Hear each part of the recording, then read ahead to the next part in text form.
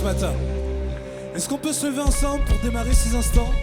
Moi je veux déclarer avec vous que Dieu est bon. Qui le croit ce matin? On y va, on tape des mains ensemble. Et 1, 2, 3, go!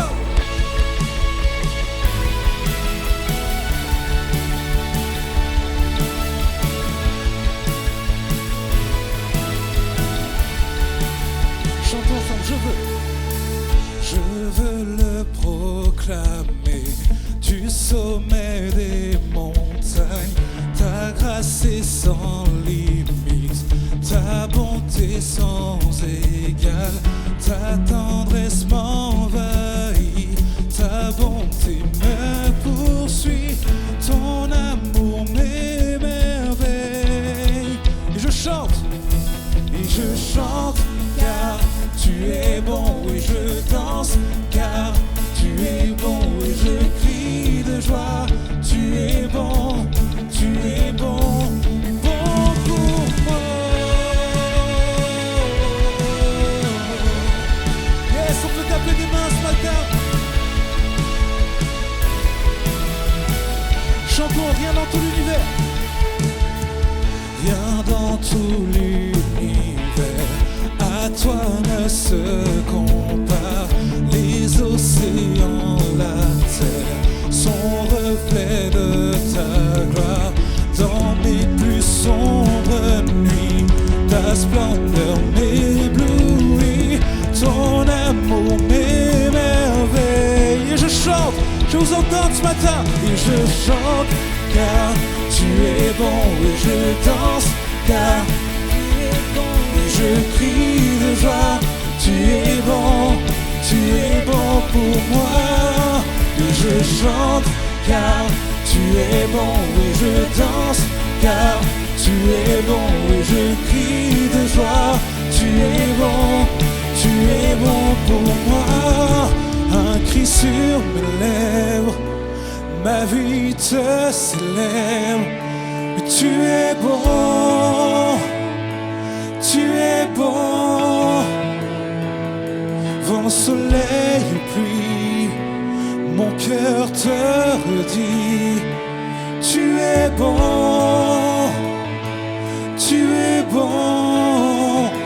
un cri sur mes lèvres, ma vie te célèbre. Tu es bon,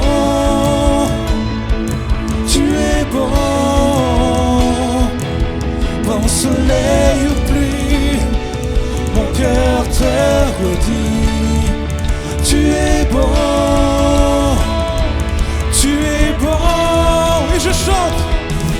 et je chante, car tu es bon, et je danse, car tu es bon, et je crie de joie. Tu es bon pour moi. Je chante, car tu es bon, et je danse, car tu es bon, et je crie de joie. Tu es bon pour moi.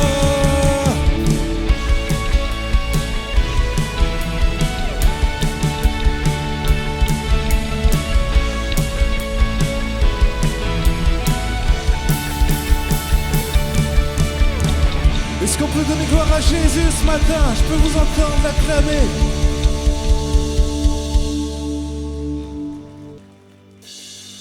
Que les murs tremblent au son de nos louanges, alors que nos voix s'unissent à celles des anges. Répand sur nous ton esprit, ta puissance. Oh Jésus, son église chante ce matin. Que les murs tremblent au son de nos louanges. Alors, je vous entends ce matin le déclarer. Répand sur nous ton esprit, ta puissance. Oh Jésus. Et tous ensemble, chantons-le, que ton nom résonne. Que ton nom résonne en ce lieu. Que ton nom résonne en ce lieu. Que ton nom résonne en ce lieu. Jésus, que ton nom résonne. Oh, je vais vous entendre le déclarer ce matin, que ton nom résonne en ce lieu. Que ton nom résonne en ce lieu. Que ton nom résonne en ce lieu. Jésus, que ton nom résonne en ce lieu. Que les murs tremblent. Que les murs tremblent au son de nos louanges. Alors que nos voix s'unissent à celles des anges. Répand sur nous ton esprit, ta puissance. Oh Jésus, que les murs tremblent, chante-le ce matin. Que les murs tremblent au son de nos louanges. Alors que nos voix s'unissent à celles des anges. Répand sur nous ton esprit, ta puissance. Oh Jésus, nous chantons. Jésus, nous chantons ton nom en ce lieu. Oui, nous invoquons ton nom en ce lieu. Oui, nous te proclamons roi en ce lieu. Car tu es Seigneur des seigneurs en ce lieu. Jésus, nous chantons ton nom en ce lieu. Je vais vous entendre, l'église. Oui, nous invoquons ton nom en ce lieu. Oui, nous te proclamons roi en ce lieu. Tu es Seigneur des seigneurs. Est-ce qu'on peut lever les mains ensemble et déclarer que les murs tremblent au son de nos louanges. Alors que nos voix s'unissent à celles des anges. Répand sur nous ton esprit, ta puissance.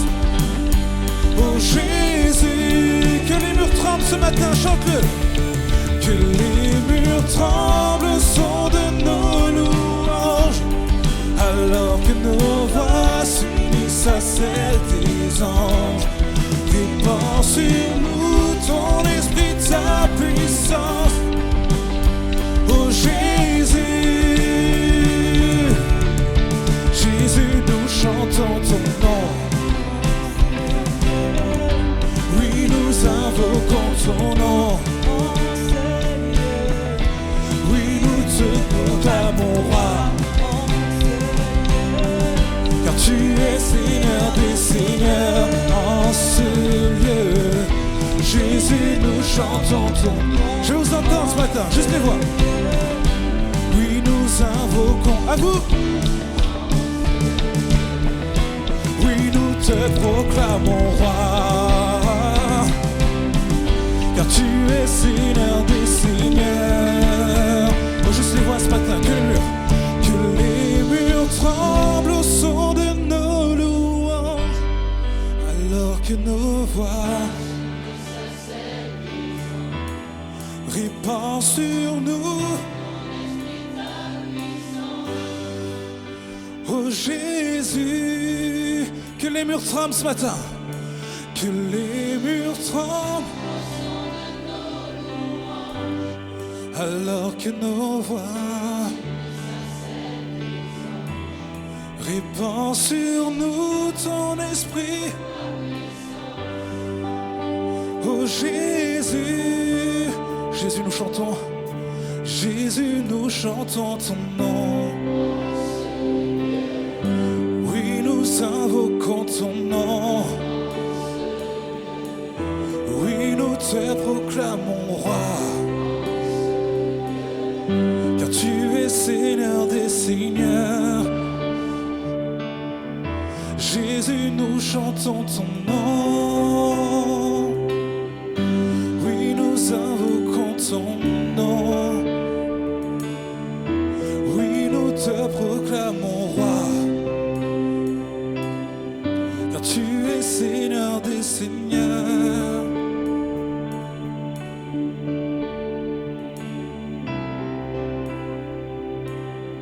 Alors que la Sainte Seine est en train d'être distribuée, je t'invite juste à prendre quelques instants, juste à fixer les yeux sur Jésus ce matin et à dire: Seigneur Jésus, peut-être que ce matin là je chantais juste ce lieu pour l'église, mais en fait ce lieu c'est ma vie. Ce lieu, c'est ma maison. Ce lieu, c'est mon foyer. Ce lieu, c'est peut-être mon travail. Et je veux chanter ton nom à chacun de ces endroits, à chacun de ces moments.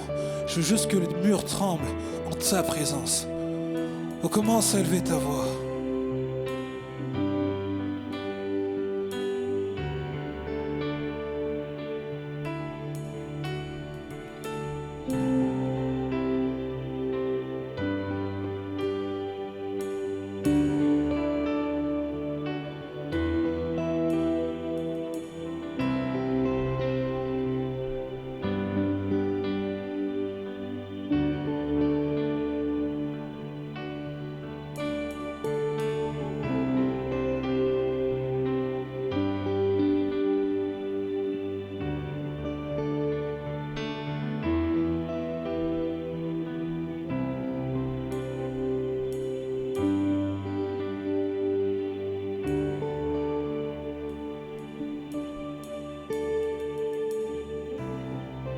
L'apôtre Pierre a pu dire à Jésus, Seigneur, à qui d'autre irions-nous qu'à toi? Car tu as les paroles de la vie éternelle. Et ce matin, j'aimerais juste te rappeler, au travers de son sacrifice à la croix, Jésus te ramène à la vie. Jésus ramène tes projets qui étaient morts à la vie. Jésus ramène l'espoir là où peut-être régnait le désespoir. Et ce matin, tu ne prends pas ce repas juste pour le prendre. Tu prends ce repas en te remémorant qu'il a vaincu pour toi à la croix. Il a vaincu à la croix pour toi et il te redonne un espoir. Cet espoir porte un nom ce matin. Son nom est Jésus. Et juste avant qu'on prenne tous ensemble, j'aimerais qu'on reprenne, comme une prière, cette déclaration. Jésus, nous chantons ton nom. Chante-le ensemble. Jésus, nous chantons ton nom. Oui, nous invoquons ton nom. Oui, nous te proclamons roi. Car tu es Seigneur des seigneurs en ce lieu. Jésus, nous chantons ton nom. Oui, nous invoquons ton nom. Oui, nous te proclamons roi, car tu es Seigneur des seigneurs. Prenons ensemble le pain et le vin.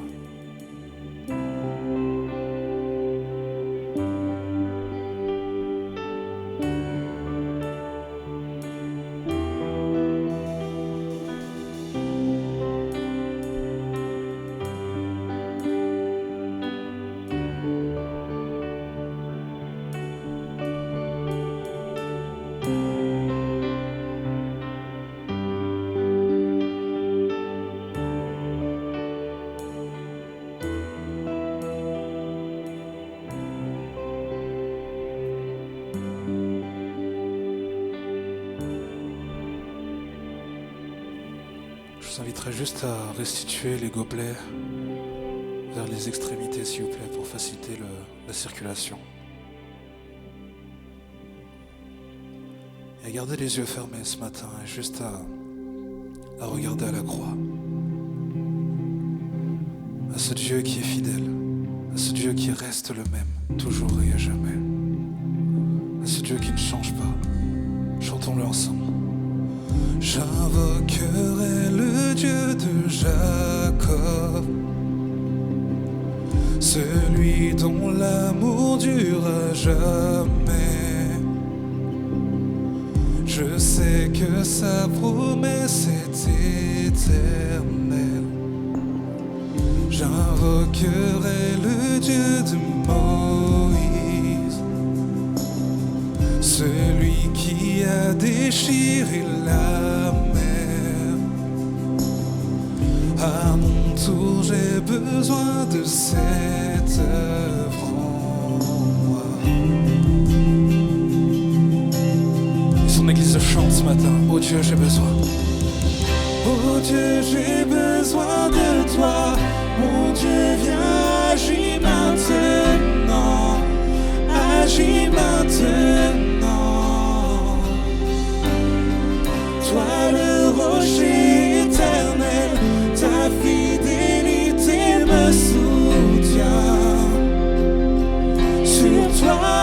je me tiens.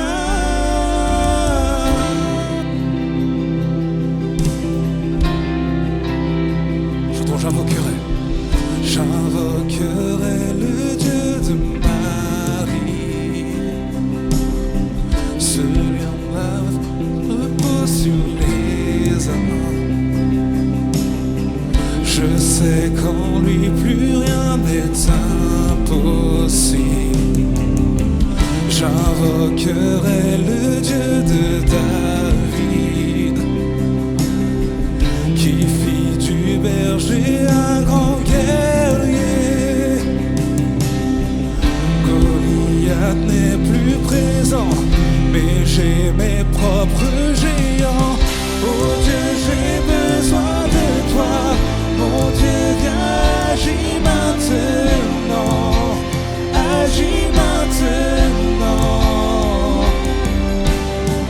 Toi le rocher éternel, ta fidélité me soutient. Sur toi je me tiens, oh Dieu. Oh Dieu, j'ai besoin de toi.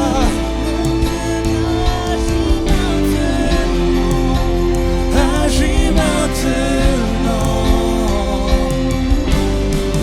Toi le rocher éternel, ta fidélité me soutient. Sur toi je me tiens.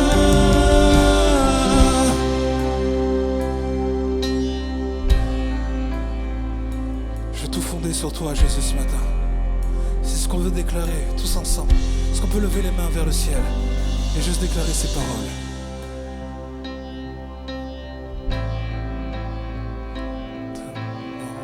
Tu restes le même, tu restes le même, tu réponds comme hier aux prières d'aujourd'hui.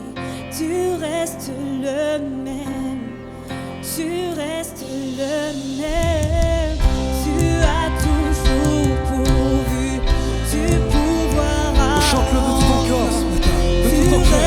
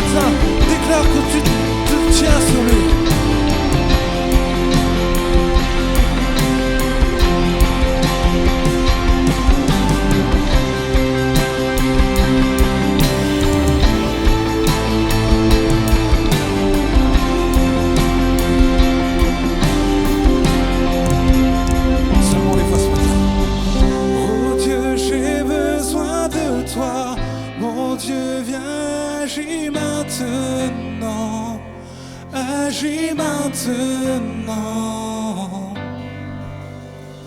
Toi le rocher éternel, ta fidélité me soutient.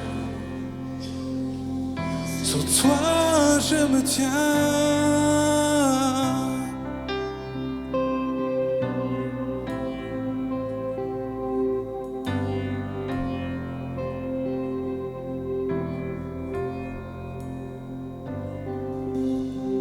et j'invoquerai l'Esprit de Dieu. Fleuve puissant, viens me remplir à nouveau. Remplis-moi, chantons-le. Remplis-moi, chantons-le.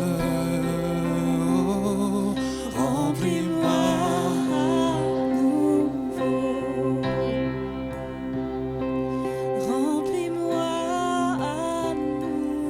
Oh, il est là présent parmi nous ce matin. Il veut se déverser. Il veut répandre son esprit sur toute chair ce matin. Tu as besoin d'être renouvelé ce matin. Tu as besoin d'être rempli à nouveau. Tu as besoin de quelque chose de nouveau dans ta vie. Jésus est là dans la place. Et fais cette déclaration. Remplis-moi à nouveau ce matin. Je veux ton esprit dans ma vie. Oh Jésus, déverse-toi. Déverse-toi sur toute chair ce matin. Déverse-toi sur toute chair. Donne des paroles de connaissance. Donne des paroles de guérison. Oh, donne un esprit. Donne ton esprit. Répands ton esprit ce matin. Oh, si c'est ton désir ce matin, sans plus tarder, de ta place, si tu en as la possibilité, lève-toi. Et juste lève les mains. Lève les mains et dis, Saint-Esprit, viens ce matin. Viens souffler dans ma vie. Viens souffler dans ma vie un vent de renouveau. Souffle dans ma vie, Seigneur.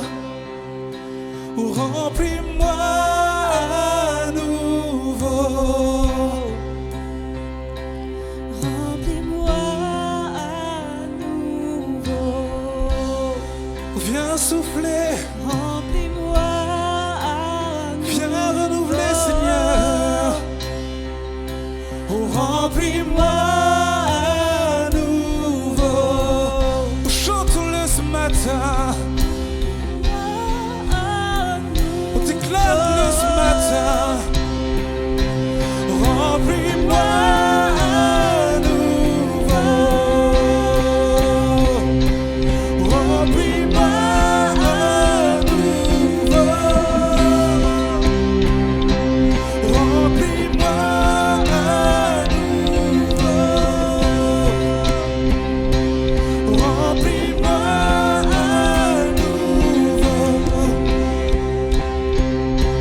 Remplis-moi à nouveau.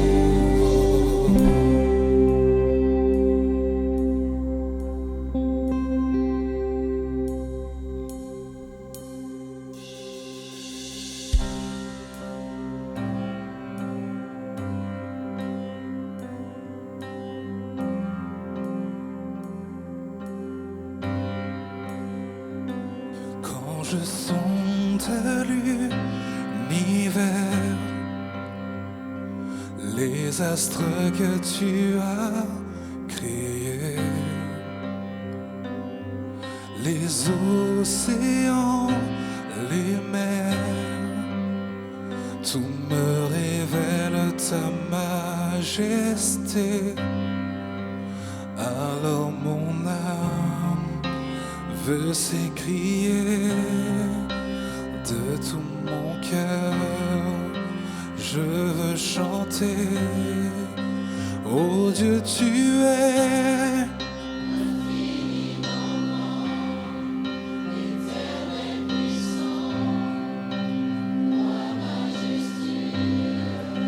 oh Dieu, tu es infiniment grand, éternel puissant, roi majestueux.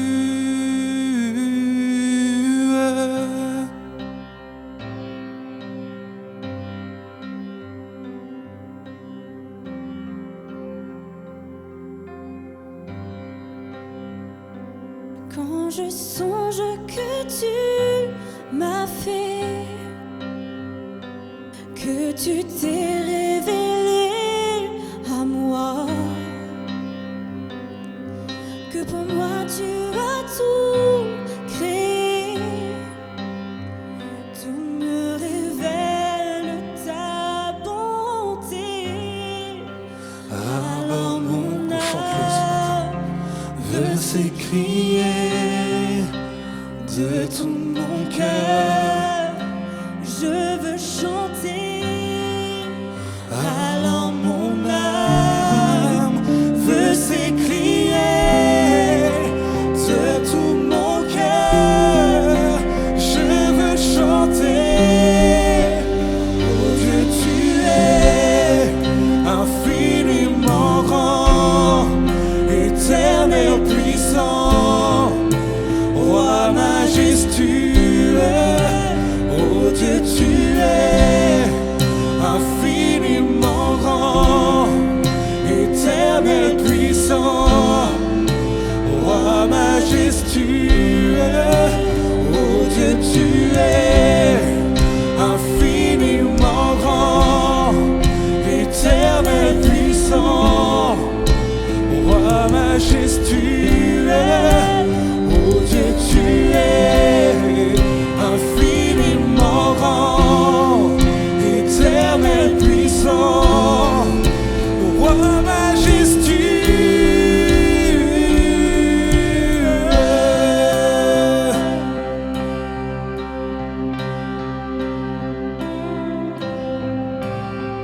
Église Espoir, ce matin, on veut déclarer combien notre Dieu est grand, combien son nom est au-dessus de tout autre nom. C'est ce que nous allons chanter maintenant.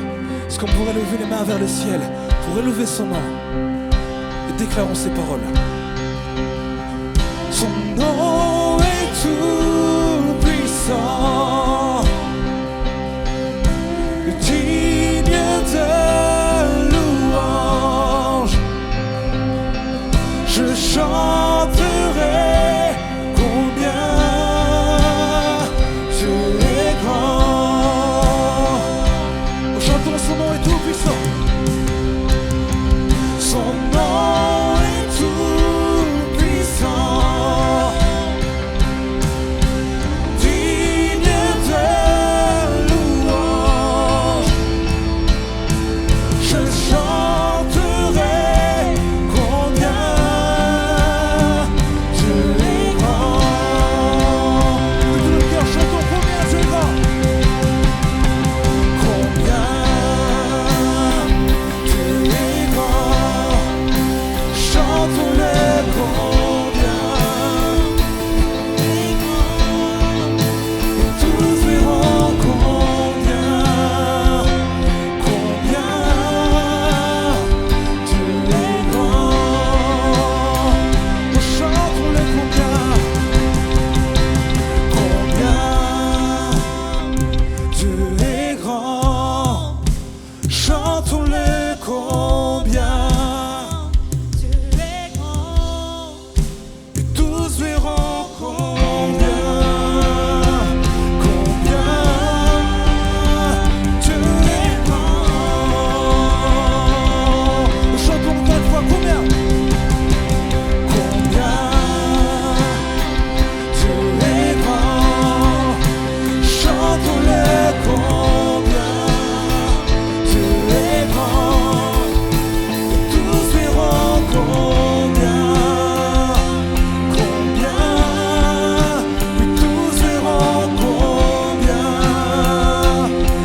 combien et tous verront combien Dieu est grand. Est-ce qu'on peut faire monter dans la son gloire à Jésus ce matin?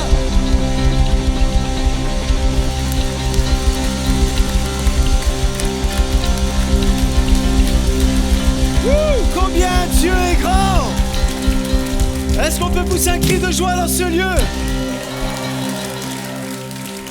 Dieu est grand, son nom est tout puissant, digne de louange, qu'on se le dise, qu'on le chante fort, qu'on le proclame, qu'on le dise et proclame et chantons avec foi, son nom est tout puissant et digne de louange. Ça va, tout le monde va bien? Bienvenue à tous, bienvenue à l'Église Espoir. J'aimerais qu'on remercie chaleureusement l'équipe des musiciens, conducteur louange Dany, toute la technique. Merci, merci. Soyez les bienvenus encore. à l'église Espoir, je crois qu'il y a un petit pad qui reste, mais c'est pas grave, je connais l'histoire. Hop. Alors, vous allez bien ? Ouais, vous êtes heureux d'être là ? Ouais. Je peux voir vos plus beaux sourires ? Et regardez votre voisin et souriez lui. J'espère que tout le monde s'est brossé les dents ce matin. En tout cas, on est heureux d'être là ce matin, vraiment. C'est pas des blagues, c'est pas pour rire qu'on dit ça, c'est pas pour meubler qu'on dit ça. On est véritablement heureux quand on est dans la maison du Seigneur, avec nos frères, avec nos sœurs. Nous sommes une famille, nous ne sommes pas parfaits, nous avons tous nos défauts, nous avons tous nos qualités. Et on est comme ça, hein, c'est la vie. Mais le lien qui nous unit, c'est vraiment le Seigneur, c'est vraiment son esprit. Et on veut vraiment lui donner toute la gloire pour l'église que nous sommes. Vous êtes prêts à acclamer Dieu pour lui donner la gloire pour cela ? Vraiment, depuis quelques semaines, alors on a fait une parenthèse pour Pâques qui était primordiale, mais depuis quelques semaines, nous regardons à différents personnages bibliques, tels que l'apôtre Paul, tels que Pierre, tels que Moïse, et on voit à travers eux vraiment tous les caractères que nous-mêmes en fait nous pouvons représenter. Donc il y a 3 semaines, on a parlé de personnages plutôt extravertis, des fonceurs que Dieu a façonnés pour bâtir en fait son royaume. On peut parler à ce moment-là de Paul, on peut parler de Pierre, des hommes qui étaient véritablement en feu et que Dieu a dû mettre sous contrôle. Comment ?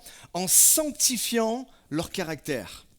C'est ça la clé, hein. Sanctifier en fait notre caractère. Parce que notre personnalité et ce qui en découle, notre caractère, à la base, c'est quelque chose de bon. Et parce qu'il y a le péché qui est là, parce qu'il y a la convoitise, parce qu'il y a l'orgueil, parce qu'il y a toutes sortes de choses, il y a du mal qui sort de ça. C'est pour ça que notre caractère tel que Dieu nous a créé, c'est bon.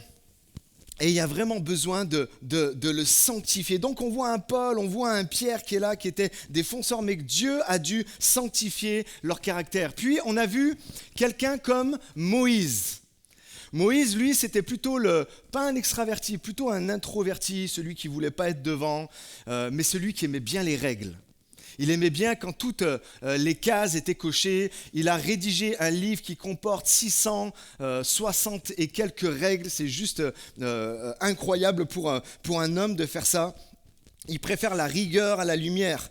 Et c'est ceux qui ne crient pas, mais qui tiennent debout quand il y a tout qui vacille. Mais on a vu que le défaut qu'il pouvait y avoir quand ce caractère-là n'est pas sanctifié, c'est que ça peut vite bloquer en fait les choses et qu'il y avait besoin de laisser faire le Saint-Esprit pour souffler sur la structure. Il faut dire oui, il y a les règles, il y a ci, il y a ça, mais il y a besoin d'être malléable dans les mains de Dieu. Tu peux être, on a vu ça, tu peux être précis et aimer la précision sans être quelqu'un de rigide. Parce que vous savez ce qui se passe quand on est rigide. On casse les autres et on finit nous-mêmes par se casser. Vous comprenez ? Donc tu peux être fidèle sans être froid. Tu peux être organisé, mais aussi être rempli du Saint-Esprit qui amène la douceur sur la précision peut-être que vous aimez. Mais aujourd'hui, j'aimerais qu'on regarde à pas une personne extravertie, pas une personne minutieuse, la règle c'est la règle, mais une personne plutôt introvertie. J'aimerais qu'on parle des personnes calmes. Est-ce qu'il y a des calmes ici ? Je ne parle pas des faux calmes, hein. Des vrais calmes. Est-ce qu'il y en a des calmes là, où vous n'êtes pas toujours en train de bouillir à l'intérieur et tout ça, hein. Ceux, peut-être on va affiner hein, pour que vous compreniez vraiment de quel caractère on est en train de parler. Ceux qui ont du mal à dire non. Ça commence à se préciser ? Ceux qui, au moindre conflit, ils disparaissent. Il y a un conflit, boum, tu les vois plus, puis 48 heures après, tu les vois arriver. Viens, on va faire la paix, on va manger une pizza ensemble. Vous voyez, ce genre de personnes, je ne sais pas pourquoi ça tourne toujours autour de la pizza. Et vous savez, ces personnes, en fait, qui veulent la paix à tout prix. Vraiment, la paix à tout prix, à n'importe quel prix. Est-ce qu'il y en a ici? Dites pas amen trop vite. La paix à tout prix. Tu reconnais ce genre de personnes au moment où il faut prendre des décisions collectives. Par exemple, imaginez, on est avec les personnages qu'on a parlé. Il y a un Paul, il y a un Pierre, il y a un Moïse, d'accord? Et puis Paul, c'est le leader par excellence. Il regarde les autres, il dit « Bon allez, j'aimerais qu'on aille manger. Où est-ce que vous voulez manger ?» Il n'a même pas terminé sa phrase que Pierre est là. « Oui, moi, je connais une super pizzeria. » Oui, ça tourne autour de la pizza. « Je connais une super pizzeria, on pourrait y aller, tout ça, tu vas voir, c'est génial. » Nanana. Il parlait, et puis d'un coup, tu as Moïse. « Ouais, mais bon, tu vas aller manger la pizza. » Mais c'est à 30 km, il y a des bouchons, il va falloir trouver une place pour le parking et tout ça. Vous comprenez? Vous voyez les genres de caractères, hein? D'accord? Et puis au milieu de ça, tu as cette personne calme. Lui, ce qu'il veut, c'est la paix. Donc il regarde tout le monde et puis il dit « Ouais, moi, tant que tout le monde est content, je suis. » Et il se retrouve à manger des choses qu'il n'aime pas, mais il est content parce qu'il a fait plaisir à tout le monde. Vous vous reconnaissez un peu? Allez, je vais plus loin comme ça, j'enfonce le clou. Vous savez, c'est le genre de personne qui reçoit un SMS. Il reçoit un SMS et puis le SMS dit « Coucou, est-ce que tu peux venir m'aider ?» Et là, il y a tout un stratagème qui commence à rentrer dans la tête parce que j'aimerais tellement aller l'aider, mais aujourd'hui, je suis blindé, je ne vais pas pouvoir y aller. Et donc, tu commences à écrire un SMS, coucou, salut, ben non, je pourrais pas. Et au moment d'envoyer, t'envoies pas, t'effaces. Tu reviens 5-10 minutes après parce que ça trotte dans ta tête, ça trotte dans ta tête, et puis t'es là. Et puis, tu recommences à écrire un petit message. Franchement, c'est pas que je veux dire non, mais je peux pas. Et au moment d'envoyer, t'envoies pas. Et puis t'effaces, et puis tu réfléchis, tu vas prier 2 heures, tu vas faire une sieste, les heures passent et tu n'as toujours pas envoyé une réponse. Et parce que tu n'aimes pas le conflit, parce que tu veux la paix, parce que tu ne veux pas décevoir l'autre, tu envoies un message, oui ok, je viendrai. Est-ce qu'il y en a qui se sont déjà retrouvés? Est-ce que vous vous retrouvez dans ce style de caractère? Et parce que les personnes comme ça, même quand il dit non, il veut que tout reste calme. Il a besoin, ces personnes-là ont besoin de stabilité, ils ont besoin de rester en paix. Il veut que tout soit doux, comme une caresse du Saint-Esprit. Ils veulent que rien, en fait, ne vienne troubler la paix, troubler l'ordre. Il y a vraiment, en fait, des bénédictions rattachées aux personnes de paix, qui manifestent la paix. Vraiment, c'est vraiment quelque chose, c'est un trait de caractère de notre Dieu. Il est appelé lui-même, Jésus, le prince de la paix. Donc il y a vraiment quelque chose de bénissant et de super à être des personnes de paix, mais il y a des gros pièges à ça. Et j'aimerais qu'on voit ça ce matin. Le titre du message, c'est « La paix pour bâtir » ou « La paix pour fuir ». Ou la paix pour prendre la fuite. Parce que ce sont 2 choses, en fait, différentes. Je tiens tout de suite à vous dire, j'en ai pris pour mon grade. En rédigeant cette prédication. Et après avoir parcouru la vie donc des hommes passionnés comme Paul, Pierre ou d'un méthodiste comme Moïse, j'aimerais aujourd'hui qu'on s'arrête sur un personnage. À votre avis, ça va être lequel? Non? Allez, risquez-vous à parler fort là. Quelqu'un qui veut la paix à tout prix et qui a fait des... Non? Ah, qui a dit Abraham? Qui a dit Abraham? Bravo Karine. C'est ça, c'est Abraham. Abraham, celui qui est appelé le père des croyants. Celui qui est appelé le père de la foi. Vous voyez, hein, tous les personnages qu'on a pu voir. Moïse était appelé l'ami de Dieu, Paul est appelé l'apôtre de la grâce, l'apôtre Pierre est celui sur lequel Jésus a fondé et a bâti en fait son église. Et pourtant, ils avaient tous des caractères là quand on les a étudiés. Hein. Vous avez vu, il y avait des choses qui n'allaient pas. Et Abraham est l'homme tranquille. Il est l'homme loyal, l'homme de paix. C'est ça qui est extrêmement... Vous savez ce qu'il... L'apôtre... J'entends un prédicateur sur ça, c'est juste excellent. En fait, Abraham, on parle de Paul, on parle de Pierre, on parle de Moïse. Ils ont accompli des choses juste extraordinaires. On est d'accord avec ça, hein? Vous savez ce qu'il a fait, Abraham, lui? Quelqu'un peut me citer un miracle, un truc de fou qui s'est passé dans la vie d'Abraham? Non, c'est pas vraiment un miracle. Oui, ça arrive à la fin de sa vie. En fait, Abraham, il a appelé le père de la foi juste en faisant une chose. Il est parti. Il n'a pas ouvert de mer Rouge, il n'a pas prêché devant 3000 personnes. Vous comprenez? Lui, il a juste fait quelque chose, c'est...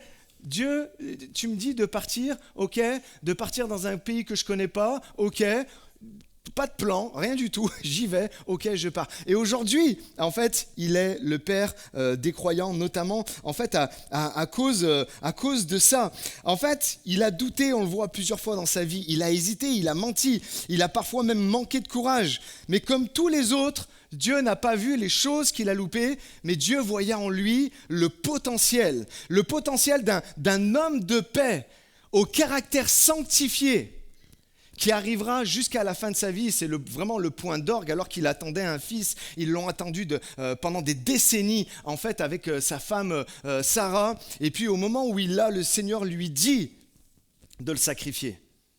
Parce qu'il savait que, quoi qu'il en soit, Dieu allait pourvoir, Dieu allait opérer un prodige et un miracle. Et il le fait. Et il arrive vraiment à la toute fin de sa vie comme ça. Mais pour arriver à ça, il a dû passer par des épreuves, il a dû passer en fait par des tests. Il a travaillé, le Seigneur a travaillé son caractère comme on façonne un diamant brut. Dieu a dû le sanctifier pour le rendre parfait. En fait, Spurgeon a dit sur Abraham, Abraham, l'homme de foi, écoutez ça, est un type de tous les croyants. Et le récit de sa vie est le miroir de l'histoire de tous les saints de Dieu. Et c'est tellement vrai au niveau de notre foi.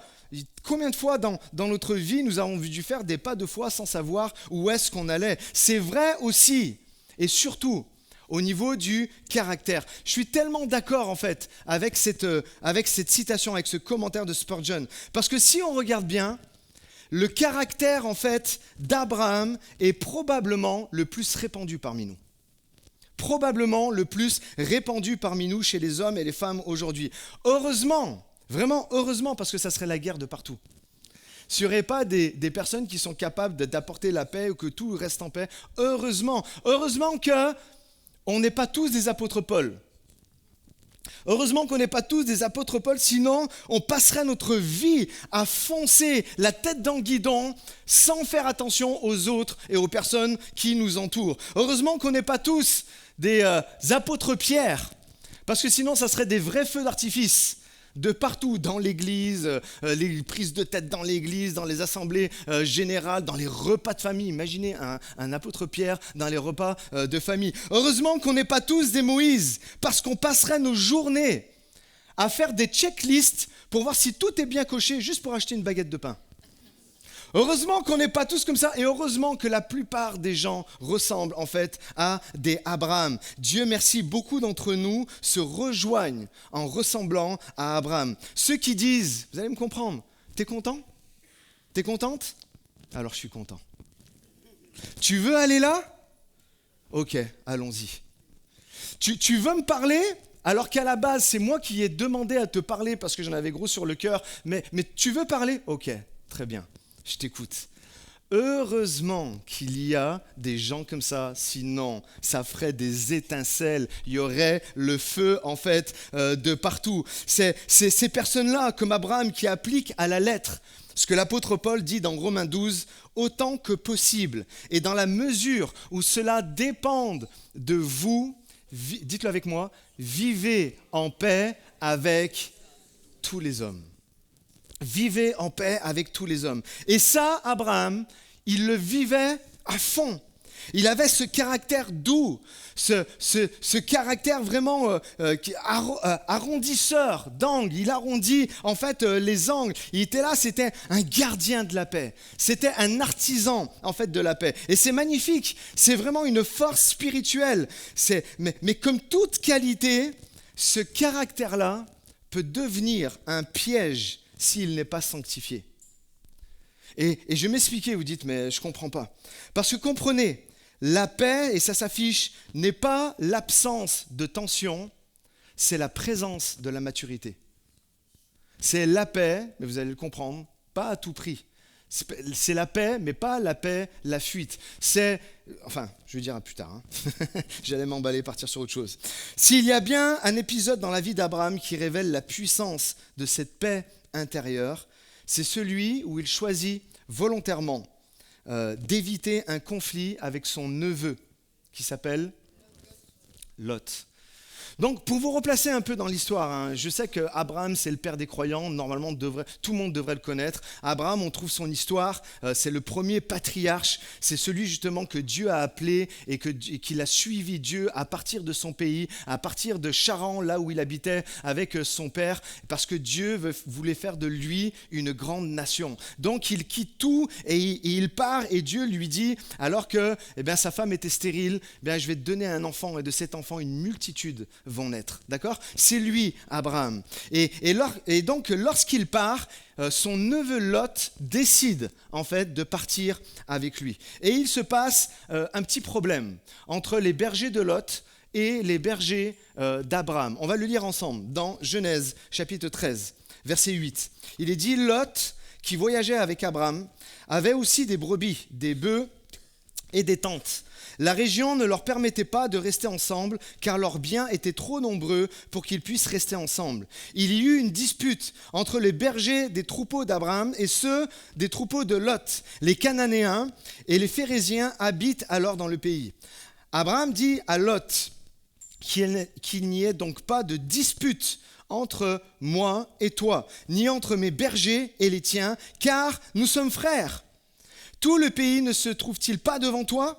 Sépare-toi donc de moi. Si tu vas à gauche, regardez la conciliance, si tu vas à gauche, j'irai à droite. Si tu vas à droite, j'irai à gauche. Lot leva les yeux et vit toute la plaine du Jourdain qui était entièrement arrosée avant que l'Éternel n'ait détruit Sodome et Gomorrhe jusqu'à Tsoar. C'était comme le jardin de l'Éternel, comme l'Égypte. Et tu m'étonnes. Lot choisit pour lui toute la plaine du Jourdain et s'avança vers l'est. C'est ainsi qu'ils se séparèrent l'un et l'autre. Et ensemble, on peut dire Amen. Donc, vous l'avez compris, à cause de la richesse de l'un et de l'autre, parce que Dieu les bénissait et Dieu bénissait Abraham et par conséquent, Lot bénéficiait en fait de la bénédiction d'Abraham. Les bergers d'Abraham et de Lot commencent à se disputer et plutôt que de laisser cette situation dégénérer, en fait, Abraham, c'est vraiment un homme de paix par excellence. En fait, Abraham aurait pu imposer, il faut comprendre qu'Abraham aurait pu imposer son choix. C'est l'aîné, c'est lui l'aîné, c'est lui l'oncle, c'est lui qui a reçu la révélation de partir. Et c'est Lot qui a choisi de suivre Abraham. Il aurait pu faire jouer ça, il aurait pu faire jouer toutes ces choses-là, mais il a choisi, écoutez bien, il a choisi la paix plutôt que la position. Il a choisi la relation plutôt que la possession. Et il laisse Lot choisir en premier, sans peur. Pourquoi ? Parce qu'il savait que Dieu lui avait fait à lui une promesse. Et que dans tous les cas, le Seigneur allait le bénir. Comprenez ? Et les personnes comme Abraham, qui ont besoin donc de stabilité, ils détestent le conflit.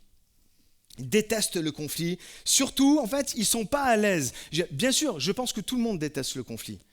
Mais il y en a, ils sont plutôt à l'aise avec le conflit parce qu'ils arrivent à gérer tranquillement. Mais les personnes qui ont besoin de stabilité, qui veulent que tout le monde soit bien, en fait, ils détestent le conflit parce qu'ils ne sont pas à l'aise avec ça. Et on voit Abraham super bien agir. En fait, il désamorce les tensions autour d'eux. Et ce sont ceux qui, en fait, acceptent. Abraham a accepté de perdre devant son neveu, Lot. Il a accepté, en fait, de perdre. Pourquoi ? Pour préserver la paix. Abraham était vraiment ce genre d'homme, mais avec une foi puissante qui agissait derrière. Pour toi, aujourd'hui, qu'est-ce que ça signifie ? Dans ta famille, dans ton travail, ou même à l'église, combien de fois as-tu choisi, en fait, le silence à la place d'un clash ? Combien de fois tu as choisi ça, le bon compromis, plutôt que le conflit ?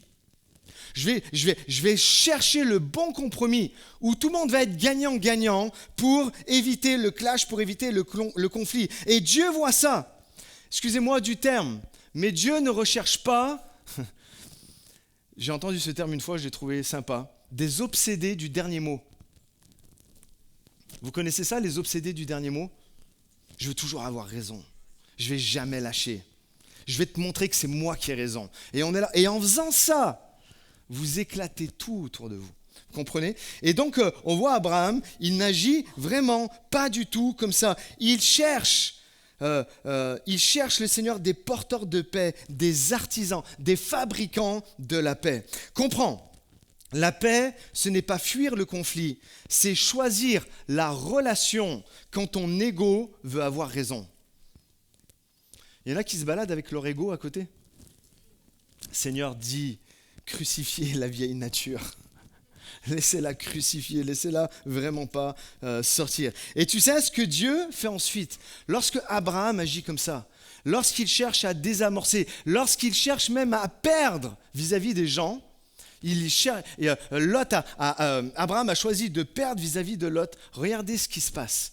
Tout de suite après, le Seigneur lui dit, lève les yeux. Abraham, c'est bien, tu as fait ça, maintenant lève les yeux.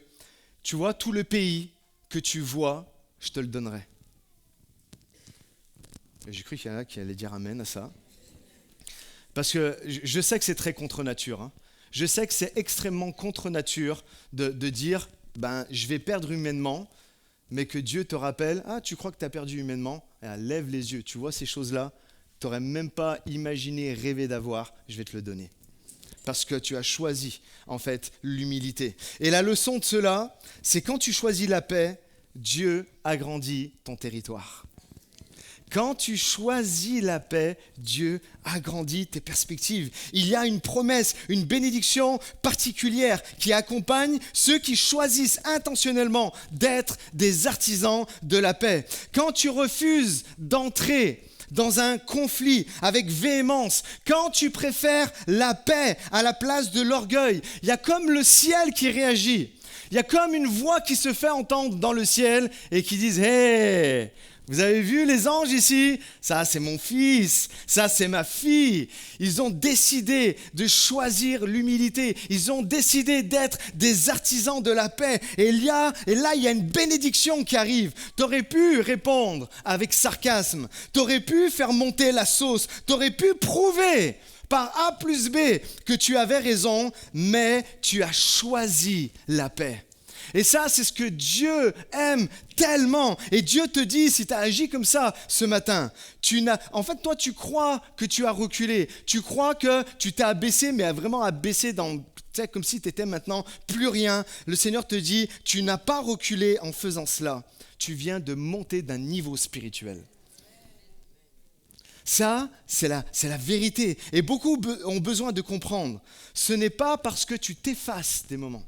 Ce n'est pas parce que des moments tu vas plus être dans la lumière, en fait, que tu ne brilles plus aux yeux de Dieu. Et il y en a tellement, ils ont besoin de comprendre ça. C'est parce que tu choisis Dieu que tu brilles. C'est parce que tu vas choisir la paix que Dieu te fait briller, que Dieu t'accorde plus et que Dieu te fait monter en fait d'un niveau. Et quand tu mets Dieu en premier, quand tu refuses le poison du conflit, il dit « T'inquiète pas, je vais m'occuper de ta réputation.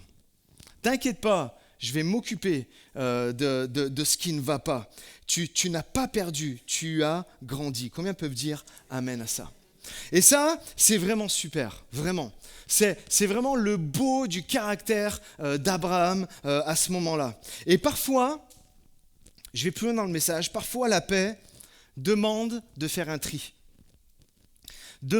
Parfois, la paix va te demander d'arriver à dire non. Parfois, la paix va te pousser à prendre devant les gens des positionnements qui vont être clairs. Et en fait, c'est mon deuxième point. Abraham, quand la paix devient fuite. Là, on va voir le travers d'un caractère qui n'a pas fini d'être sanctifié. Dans Proverbe 29, verset 25, il est dit « La crainte des hommes tend un piège, mais celui qui se confie en l'Éternel est protégé. » Je peux entendre un amen à ça? La paix, c'est beau, hein? Vrai ou pas? On aime la paix. Il y en a qui n'aiment pas la paix? Non, moi je veux toujours que ça fight, tout ça. Non.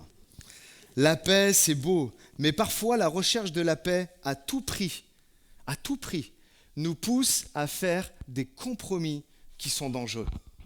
Des compromis qui sont vraiment dangereux. Et Abraham, notre homme tranquille, notre pacificateur, celui qui veut apporter la paix, celui qui surtout ne veut pas qu'il y ait de la tension et tout ça, va nous montrer, vraiment, et à ses dépens, qu'il y a plein de pièges à toutes les personnes qui recherchent à tout prix la paix. Le piège numéro 1, c'est la peur qui est non gérée. La peur qui est non gérée. 2 fois dans sa vie, Abraham va répéter la même erreur. Allez, les lecteurs de la Bible, de quoi je suis en train de parler? De sa femme. De sa femme, Sarah. En fait, les commentateurs bibliques, j'ai trouvé ça, que Abraham avait vraiment peur de mourir. On ne sait pas pourquoi, à quoi c'est lié, je ne sais pas, mais il avait extrêmement peur, en fait, de mourir, malgré que c'était un homme de foi, malgré que Dieu lui parlait et tout ça.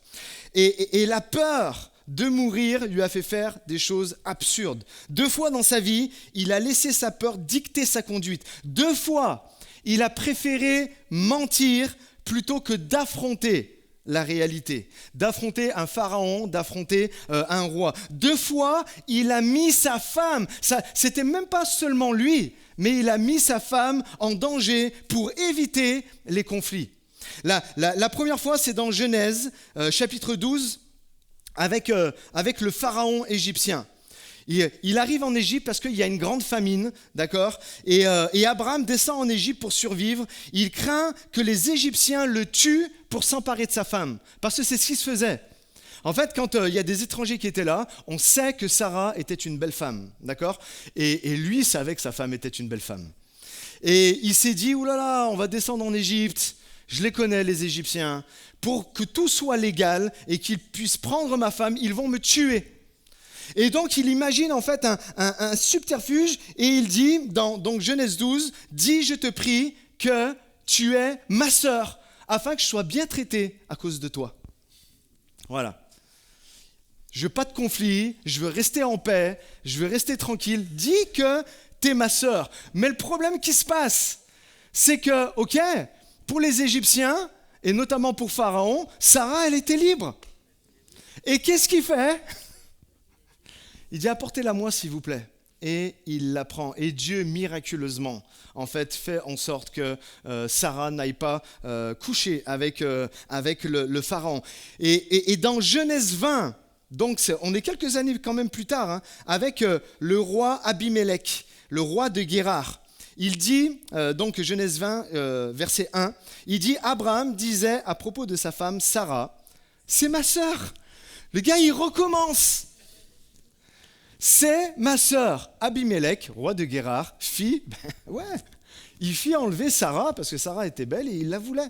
Il la voulait dans son harem. C'est ça la réalité. Vous rêvez pas. Encore une fois, Abraham se rend dans une terre étrangère, cette fois à Guérar. Et de nouveau, il est saisi par la peur et il répète exactement la même chose.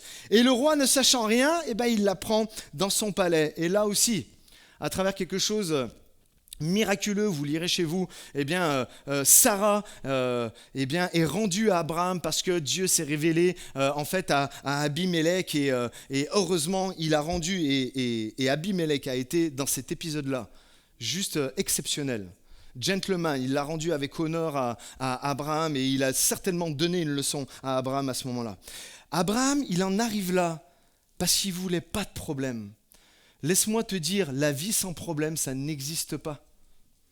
La vie sans problème, ça n'existe pas. Il voulait la paix à tout prix, mais dans sa peur, il a sacrifié la vérité.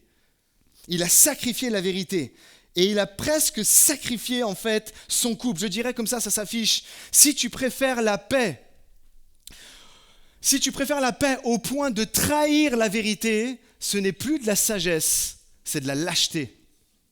C'est plus pareil. Si tu préfères la paix au point de trahir la vérité, c'est plus de la sagesse, c'est juste de la sainteté déguisée. Je suis là parce que je suis un homme de paix, tout va rentrer dans la... Non, c'est de l'hypocrisie.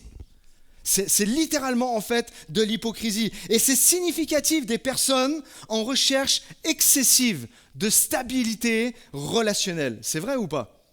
Peut-être vous êtes comme ça, ou peut-être vous connaissez, c'est sûr, des personnes comme ça. Tu veux éviter les tensions, alors qu'est-ce que vont dire ces personnes ?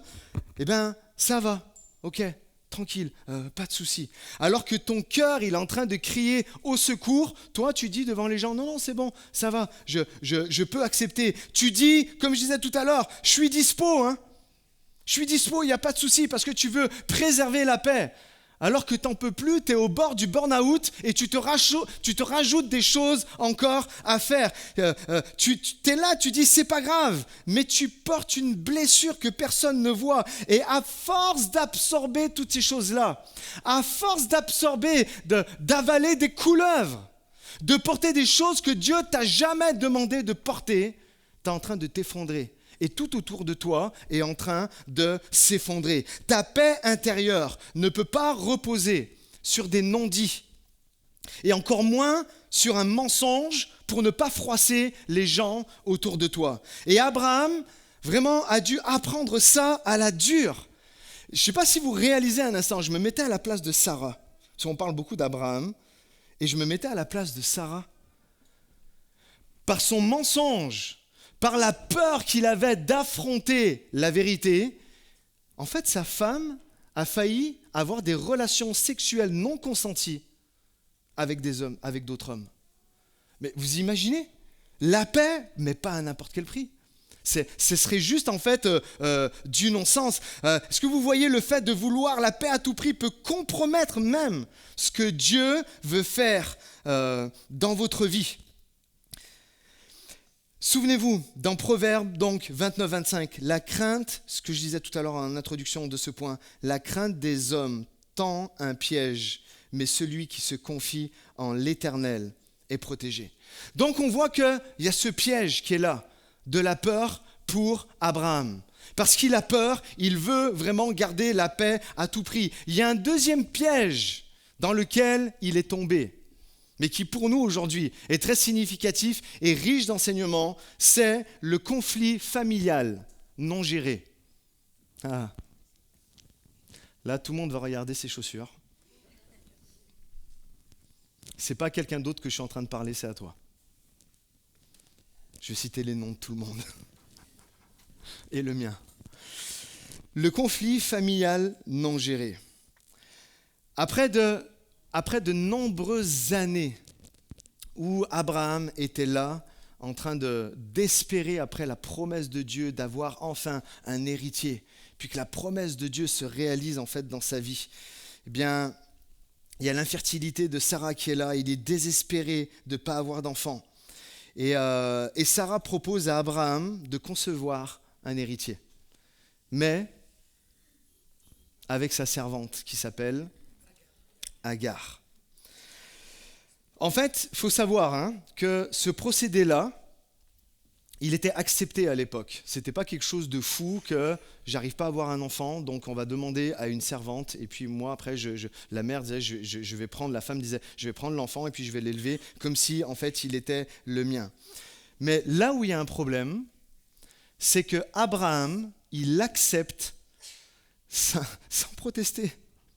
Il est là, ok, d'accord. Toujours pareil, Pas de problème, moi. Pas de conflit. Je veux pas de problème. Tu veux que j'aille coucher avec Agar? Ok, d'accord, j'y vais. Est-ce que vous comprenez qu'il y a des situations, dès le départ, excusez-moi le terme, elles puent. Elles sont nauséabondes. Dès le départ, ça pue cette histoire. Et Abraham, il se laisse faire. Abraham, il est là, non, moi je veux la paix, tu comprends, ok, allez, d'accord, je vais y aller. Et Abraham, il accepte, je veux pas de problème, alors qu'il savait, c'est ça le pire, il sait que la promesse d'avoir un héritier passe par Sarah. Et ça passe pas par Agar. Mais comme il veut froisser personne, en fait, il y va, il s'exécute. Mais lorsque la situation devient tendue avec Sarah, parce qu'Agar est enceinte et qu'Agar, elle nargue Sarah. T'as vu, moi je suis enceinte. C'est moi qui vais donner un enfant à Abraham. Mon enfant sera l'enfant de la promesse. Et là, Sarah, elle commence à prendre là. Elle se dit, mais comment ça? Comment elle me traite? Comment elle ose me parler, moi qui suis la matriarche? Et là, ça commence à péter entre toutes les deux. Et en fait, qu'est-ce qui est en train de se passer? Elle va voir Abraham et elle lui dit, ça s'affiche, ta servante est entre tes mains, agis, c'est Abraham qui parle, ta servante est entre tes mains, agis envers elle comme bon te semblera. En fait, comprenez, en gros c'est Ponce Pilate, c'est fais comme tu veux, je m'en lave les mains, c'est pas mon problème. Quoi? Abraham, c'est pas ton problème? C'est toi qui as reçu la promesse de Dieu. Sarah est ta femme, t'as mis enceinte Agar et tu dis que c'est pas ton problème? Il répond ça, le gars. Là, en vrai, on peut le lire très vite, mais c'est juste extraordinaire en fait. Mais comprenez, en fait, un vrai leader spirituel, un vrai croyant, une vraie croyante, il ne fuit pas devant les tensions, il les affronte, mais avec amour. Mais lui, il n'a pas fait ça. On trouve un super exemple de ça avec Jésus. Jésus, vous savez, dans l'évangile de Jean, chapitre 8, les religieux veulent tendre un piège à Jésus, donc qu'est-ce qu'ils font? Ils manigancent quelque chose et ils attrapent une femme en flagrant délit d'adultère et ils la traînent devant les pieds de Jésus. Et dans leur tête, c'est « on va le piéger ». Et là, qu'est-ce qu'il fait Jésus? Jésus, à ce moment-là, je réfléchissais à ça, il aurait pu se mettre dans la poche tous les religieux qui voulaient du mal et puis qu'après on finit par le tuer. Il aurait pu dire, ouais, la loi de Moïse, vous avez raison, elle dit que cette femme, parce qu'elle a commis l'adultère, elle doit être lapidée. Non, mais Jésus, il n'est pas venu apporter ça, il est venu en fait apporter la grâce. Quand tout le monde voulait la lapider, lui, il ne s'est pas dérobé, il ne s'est pas lavé les mains en disant oui, c'est bon, lapidez-la. Il ne s'est pas caché, il s'est tenu debout entre ceux qui voulaient la lapider et elle. Et vous savez s'il a commencé à faire, après il s'est agenouillé, il commençait à décider. Il a protégé, écoutez bien s'il vous plaît, c'est super important. Il a protégé sans justifier le péché. Il n'a pas dit non, je la protège à tout prix. Puis non, il l'a protégé sans justifier le péché. Il a élevé la grâce au-dessus du jugement. Voilà ce qu'est la paix dans le royaume. Une paix qui prend position sans jamais perdre de vue l'amour. Et ça, c'est cette force que Dieu a voulu qu'Abraham apprenne. Et Jésus, lui, est tenu. Et il s'est tenu dans une tension. Parce que je vais en reparler tout à l'heure, mais c'est là, des moments, garder la paix, être un artisan de paix, c'est littéralement être dans une tension. Mais de comment je vais régler, en fait, cette tension-là. Abraham, lui, il a laissé l'ambiguïté s'installer. Il a abandonné Agar à la colère de Sarah. Et on sait que Agar va partir dans le désert alors qu'elle était enceinte, elle allait mourir de soif et heureusement Dieu est intervenu. Tout ça à cause de la lâcheté d'Abraham qui n'a pas voulu affronter le problème. Il est resté silencieux, il est resté laxiste, il est resté passif, il est resté spectateur d'un drame dont lui il était l'acteur. Et j'ai envie de dire des moments, c'est ça le drame. C'est que tu laisses faire alors que c'est toi qui es dans le bateau qui est en train de couler. Est-ce que vous comprenez? Mets un petit coup de coude à ton voisin pour pas qu'il s'endorme. Ça, c'est le piège. Penser qu'en ne choisissant pas, on ne fait pas de mal. Mais la vie nous apprend, je l'apprends encore aujourd'hui. Et vous-même, peut-être, vous êtes encore en train de l'apprendre. Ne rien faire, c'est déjà choisir. C'est déjà choisir quelque chose. On est là, on accepte des choses, on accepte du compromis. Et puis après, on se retrouve avec des choses qui sont juste incroyables. J'aimerais faire quelque chose ce matin, regardez, pour que vous compreniez bien. Merci. Admettons, je suis en train de partir en voyage. D'accord ? Au hasard, je vais en Sicile, manger des pizzas. Alors, donc, ok, bon, c'est bon, je prépare tout, j'ai tout ce qu'il faut, j'ai ça. Bon, ok, c'est bon, je vais pouvoir y aller. Merci, s'il te plaît. Ouais. J'ai su que tu allais en Italie. Est-ce que tu peux déposer ça à ma cousine, s'il te plaît? Franchement, ça me sauverait la vie. Bah, Ouais, c'est pas trop grand, ça prend pas trop de place. Je suis sûre que ça passe. Et puis, franchement, vraiment, tu me sauves. Ouais, il n'y a pas trop de place en fait. Ah, t'es sûre? Parce que vraiment, là, elle en a vraiment besoin. Et vu que c'est sur ton chemin et tout. Bon, allez, vas-y, mais Ah, super, merci beaucoup. Vraiment, merci. Hein. je sais même pas si je vais réussir à fermer maintenant. Bon, ok, allez, je vais pouvoir y aller. Go, la Sicile, les pizzas, c'est à moi. Tu vas en Sicile? Ouais. Il y a mon frère qui aime, ne demande pas pourquoi. Mais est-ce que tu peux lui donner ça? Ça fait longtemps que je l'ai pas vu. Regarde, il y a une petite place. Mais non, il n'y a pas de place là, tu vois bien. Regarde, ça passe. Mais non, en fait. Merci, t'assures. Hein. T'inquiète, je lui donnerai, hein. Ok. Bon, et c'est bon. Je vais y aller. On est bien. Allez, go. En fait, Dany, salut. Je dois partir, je dois aller en Sicile. Écoute, je sais que tu dois aller en Sicile, on en a parlé, mais écoute, voilà. J'ai ce colis et je pense que pour aller en Sicile, tu dois passer par la Suisse. J'ai un truc à déposer là-bas. C'est un colis de chocolat, il faut vraiment que tu le déposes. Du chocolat? Je te laisse ça. Mais je pourrais en manger, non? Ouais, tu pourras. Allez, salut! Mais Dany? Mais il est parti. Mais comment je vais faire moi maintenant?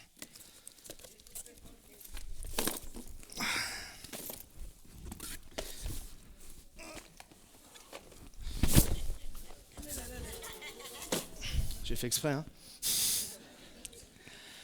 Laissez-moi vous dire, des moments quand tu acceptes les choses pour préserver la paix, pour dire aux gens, oui, ça va, parce que tu veux que tout reste en paix, c'est exactement quand tout s'effondre, ce qui arrive quand on veut plaire à tout le monde. C'est exactement, littéralement, je vous ai montré en image ce qui arrive quand tu veux plaire, en fait, à tout le monde. Quand tu veux éviter les conflits à tout prix. Quand tu refuses de trier ce qui est juste et bon. À force de vouloir ménager tout le monde, en fait, tu t'alourdis à porter des charges que Dieu t'a pas demandé de porter et qu'en plus, tout fout le camp. Et le Seigneur te dit, non, stop maintenant. Il faut vraiment, en fait, arrêter avec ça. Là, écoutez s'il vous plaît, tu peux être doux. C'est un fruit de l'esprit, ça fait partie du fruit de l'esprit, la douceur. Tu peux être loyal, tu peux être aimant. Mais si tu refuses systématiquement, en fait, le conflit, tu perds ton autorité. C'est exactement ce qu'Abraham, en fait, il a fait. Tu risques de laisser des blessures non soignées dans ton entourage. Dans ton entourage. Je vais demander à Dany de revenir, et cette fois, ce n'est pas pour un sketch. Si je peux revenir au clavier. Regardez ce que dit l'apôtre Paul dans Éphésiens, chapitre 4, verset 15. Il est dit, écoutez s'il vous plaît, parce que là, on vient vraiment à quelque chose de hyper important. En disant, si tu as affiché, en disant la vérité dans l'amour. Dites-le avec moi. En disant la vérité dans l'amour. Nous grandirons à tout point de vue vers Christ. On relit ensemble? En disant la vérité dans l'amour, nous grandirons à tout point de vue vers Christ. J'aimerais faire un appel ce matin. Vraiment un appel solennel. J'appelle les pères, j'appelle les mères, j'appelle les grands-parents, J'appelle les grands frères, les grandes sœurs. J'appelle les leaders, les anciens dans l'église. Ça fait longtemps que vous êtes là et tout ça. Tous ceux à qui Dieu a confié une responsabilité relationnelle. Ce que j'ai à cœur de vous dire, c'est enlève le sparadrap. Ce matin, enlève le sparadrap. Quand on enlève un sparadrap, ça fait quoi? Ça fait mal, ça pique. Je sais que ça fait mal d'arracher. Mais ce que tu caches pour préserver la paix est peut-être en train, et tu le vois, en train de s'infecter. Il y a un moment, tu as besoin d'enlever le sparadrap. Ça fait mal. Je vais le faire. Ça fait mal. J'ai pas envie. Là, c'est tout vrai ce que je suis en train de vivre. Ça fait mal, j'ai pas envie, ça va tirer les poils et tout ça. Ça va me faire verser une larme. Peut-être demander à quelqu'un d'autre de le faire. Non, il faut que je le fasse moi. Parce qu'il y a des combats, c'est des combats qui sont personnels. Alors je le fais.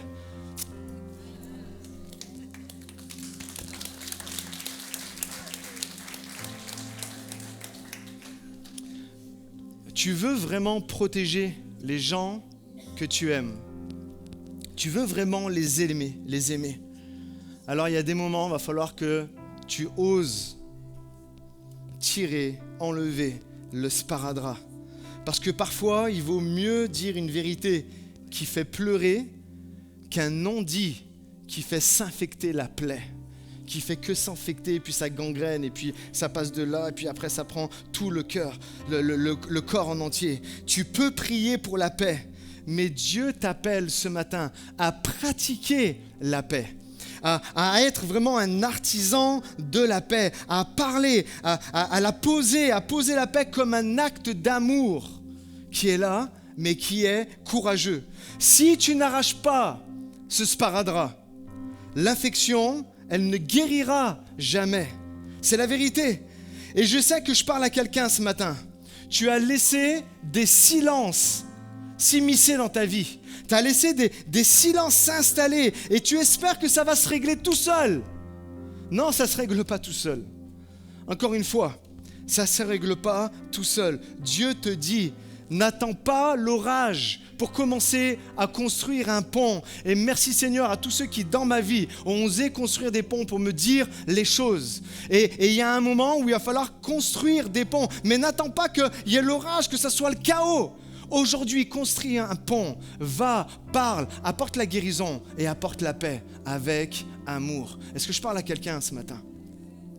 Et alors que tu vas oser dire la vérité avec amour, les amis, Dieu sera là. Il va te donner de la force dans ta faiblesse. Il va te donner de trouver les mots, de trouver l'astuce de comment parler à la personne pour apporter vraiment les choses avec amour, avec respect, avec bienveillance. Il va t'apporter la paix dans ton trouble et de l'espoir à ce lien qui est brisé. Parce qu'un mot dit avec courage et avec tendresse peut ouvrir une brèche pour que le Seigneur apporte la guérison, pour que le Seigneur apporte de la paix, pour que le Seigneur apporte de l'espérance, pour reconstruire peut-être ce que tu avais perdu.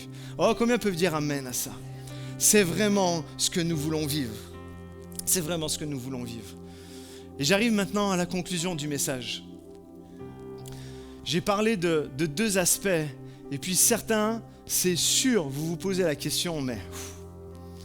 Tu parles de protéger la paix, tu parles d'être un artisan de paix, tu l'as dit dans ton point 1, Abraham est celui qui maintenait la paix en fait de partout.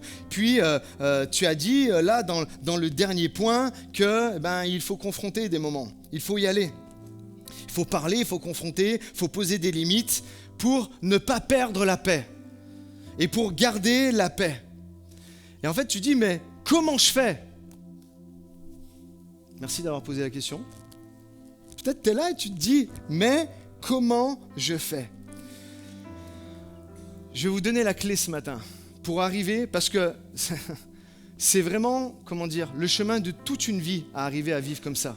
Moi, je crois vraiment, encore une fois, que la plupart des personnes dans ce lieu pas toutes, mais la plupart des personnes dans ce lieu, sont du profil du caractère d'Abraham, où on veut garder toujours la paix et tout ça. Et encore une fois, heureusement, je m'inclus dedans qu'on est là, d'accord ? Sinon, ça pèterait de tous les côtés. Mais la paix, oui, mais pas à n'importe quel prix. Et en fait, ce que nous voyons et ce qu'Abraham nous apprend, c'est qu'il faut arriver à vivre dans cette tension.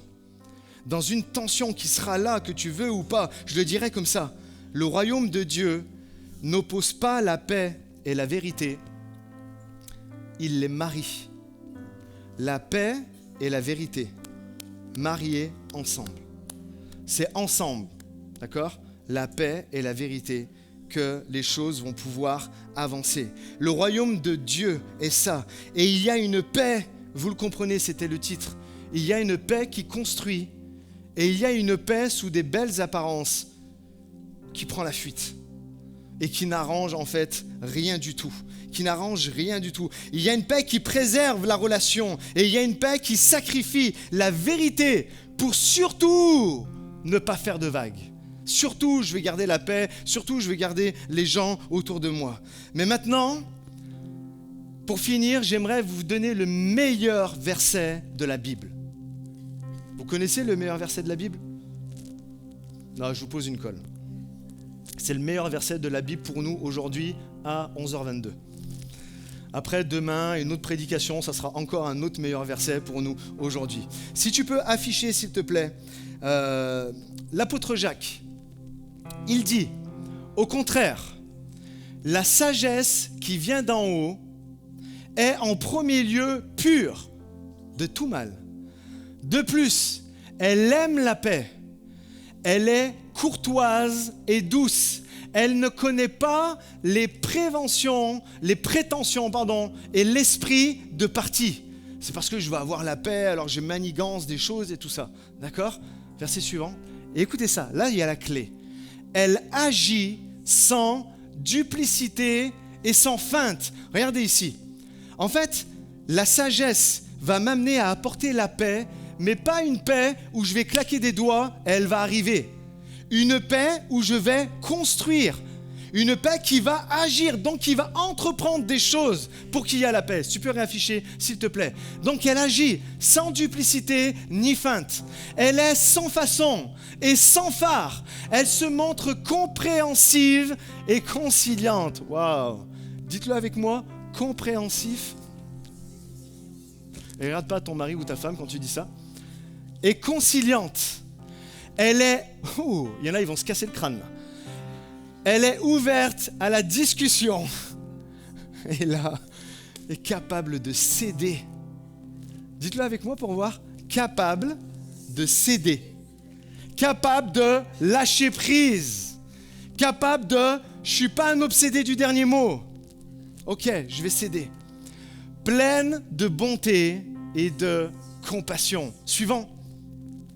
Elle produit beaucoup de bonnes actions.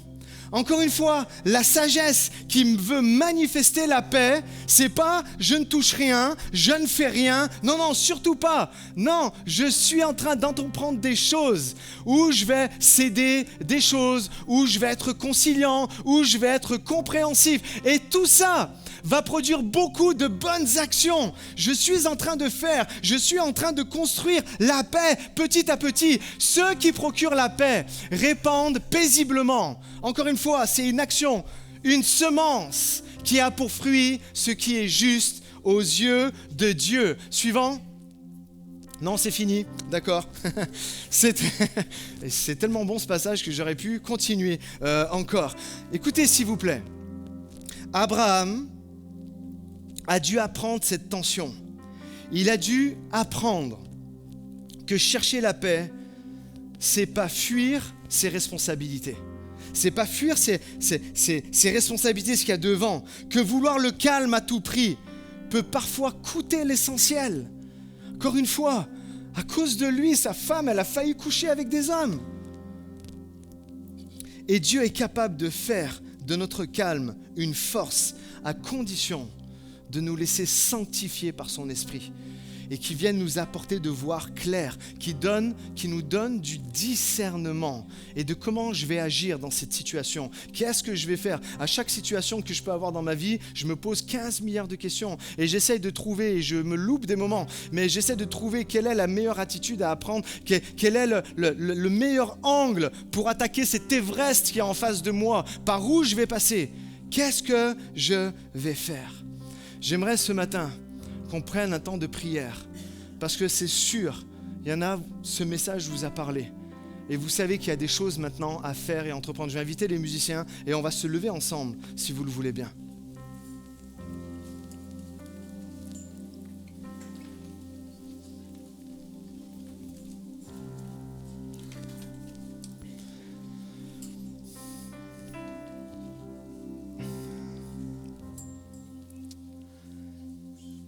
Ce matin, j'aimerais m'adresser à ceux qui, comme Abraham, ont parfois préféré se taire pour préserver une forme de paix, mais qui sentent qu'aujourd'hui, le silence que vous avez eu a un prix.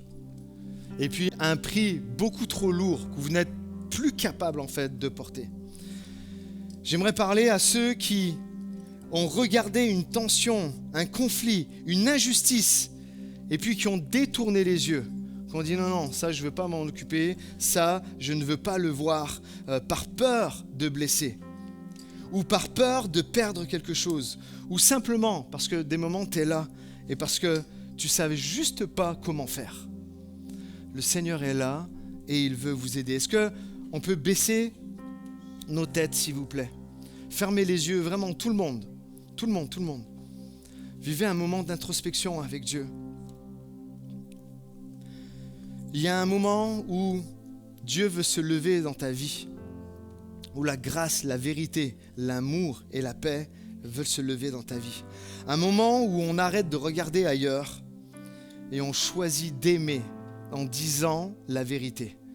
On choisit d'aimer et on choisit d'apporter la paix en étant conciliant, en étant compréhensif, en arrivant même à céder, comme Abraham l'a fait avec Lot. Ok, tu veux faire ça? Ben soit, vas-y, fais-le. Jésus, lui, n'a pas fui quand la femme adultère a été traînée devant lui. Il ne s'est pas rangé du côté du silence, ni du côté du jugement.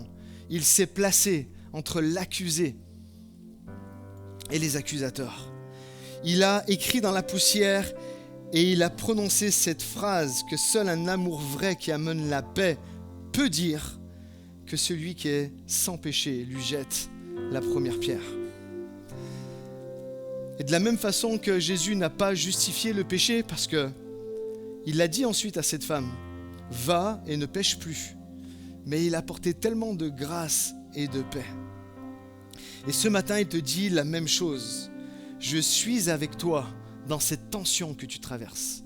Je suis avec toi dans ces 1001 questions que tu as. Comment je peux dire, comment je peux faire?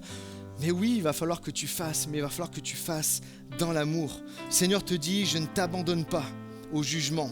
Je suis avec toi pour affronter. Je suis avec toi pour apporter la restauration. Je suis avec toi pour te guérir et apporter la guérison tout autour de toi. Si tu sens ce matin qu'il y a une conversation que tu dois avoir avec quelqu'un, si tu as gardé le silence trop longtemps, si tu as laissé une blessure se refermer de travers parce que tu n'as jamais osé tirer le sparadrap, aujourd'hui, laisse Dieu t'aider à prendre position, mais dans l'amour, dans la compréhension. Si tu as été interpellé ce matin, alors que toutes les têtes sont baissées, les yeux sont fermés, juste lève ta main et j'aimerais prier pour toi. Juste lève la main à ta place, une main se lève, encore une main. Encore une main se lève, des mains se lèvent. Des mains se lèvent, des mains se lèvent. Amen. Seigneur voit, Seigneur vous a vu, vous pouvez baisser votre main. J'aimerais vraiment prier pour vous. J'aimerais vraiment prier pour vous ce matin. Seigneur, je te dis merci pour ces instants. Quel passage Quelle vie que la vie d'Abraham, d'être arrivé à être le père des croyants parce qu'il t'a obéi en partant sans savoir où il allait. Quel chemin par lesquels il a dû passer pour arriver à celui qui est prêt à sacrifier son fils en sachant pertinemment que tu es celui qui pourvoirait. Et pour arriver à un tel niveau de foi, il a dû passer par des pièges où il est tombé, où malheureusement il s'est vautré. Mais Seigneur mon Dieu, merci parce que ta parole, elle est claire. Elle ne fait pas des héros bibliques, des héros qui sont juste intouchables. Elle les remet à notre rang. Elle les remet à qui nous sommes nous, Seigneur mon Dieu. Et tu vois, Seigneur mon Dieu, ce caractère d'Abraham que beaucoup ont ici, où on est capable de préserver la paix, où on est capable d'être conciliant, où on est capable d'avoir vraiment d'être des artisans de paix. Mais tu vois aussi tout ce que cela peut entraîner quand c'est excessif et que ce n'est pas équilibré. Jésus, je te prie pour toutes les personnes qui ont levé la main, afin que tu viennes les aider. Je te prie qu'ils n'aient plus peur, comme Abraham a eu peur d'affronter Pharaon et le roi Abimélec. Je te prie afin que chaque personne ici n'ait plus peur d'affronter les personnes qu'ils sont en face, qu'ils n'aient plus peur de dire la vérité, mais que par ton esprit, ils puissent dire la vérité dans le fruit de l'esprit, avec amour, avec douceur, avec bienveillance, avec bonté, avec maîtrise de soi. Oh Seigneur mon Dieu, tu es capable, Seigneur, d'aider toutes les personnes qui ont levé la main et qui sont là et qui sont tombées dans les pièges des soucis de famille non réglés.